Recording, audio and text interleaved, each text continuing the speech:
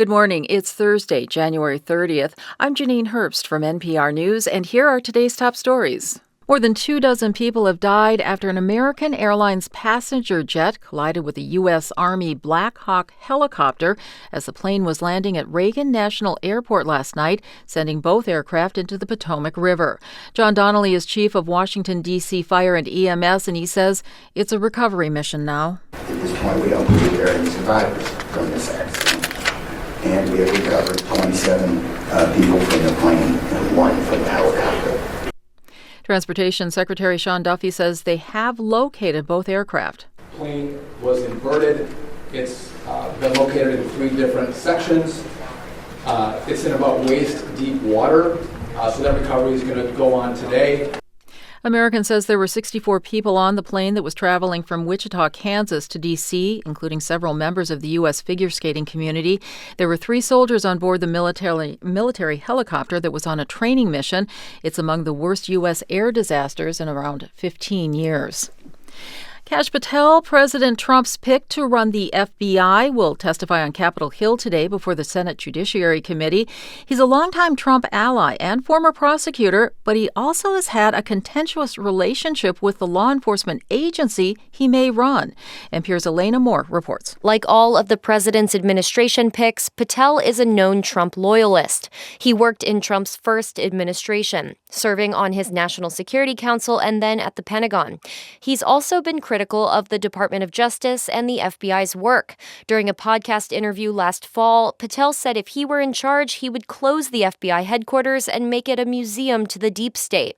Despite a professional record that isn't typical for the job, Senate Republicans seem to be largely standing by Patel.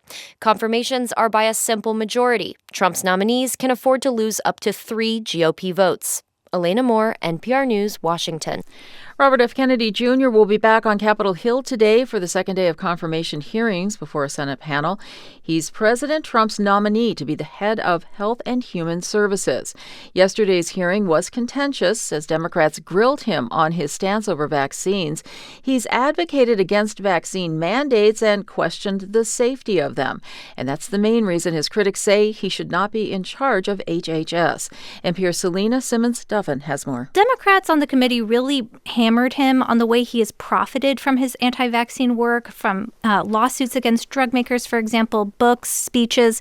His disclosures that became public this week shows he has made millions of dollars in this activity. And he's just been also very influential in the anti-vaccine movement. NPR's Selena Simmons-Duffin reporting. Kennedy pushed back on vaccines, though, saying he's not anti-vaccine and that his kids are vaccinated. The former Democrat turned independent was a one-time presidential candidate. President Trump wants to use a migrant holding facility at the U.S. naval base in Guantánamo Bay, Cuba, to house up to 30,000 migrants deported from the United States. NPR's Sasha Pfeiffer has more on the price tag. The administration did not give a dollar figure, but the plan would require construction, food, lodging for people held there, guards or staff to oversee it, money to transport migrants there, because Trump's border czar, Tom Homan, said the migrants would be flown there directly.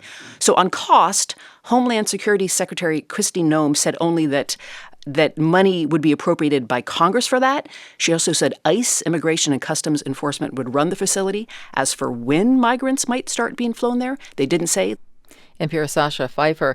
Defense Secretary Pete Hegseth says the facility would be used as a way station. 3 more Israelis have been released by Hamas, along with 5 Thai hostages. In exchange, Palestinian prisoners and detainees will be freed from Israeli jails. NPR's Kat Lonsdorf reports. The final female Israeli soldier held in Gaza was paraded on a stage by masked Hamas gunmen before being handed over to the International Committee of the Red Cross. The handoff happened in the northern city of Jabalia, the center of intense fighting and Israeli bombardment just weeks ago. 2 other Israeli hostages, civilians, were handed over by Islamic Jihad, a smaller militant group in Gaza, in the southern city of Khan Yunis, in a chaotic scene with thousands of onlookers. The 5 Thai hostages, who had been working in Israel as agricultural laborers when they were taken, were also handed over there. In exchange for the Israeli hostages, 110 Palestinian prisoners and detainees are expected to be released by Israel later in the day. Kat Lonsdorf, NPR News, Tel Aviv. You're listening to NPR News from Washington.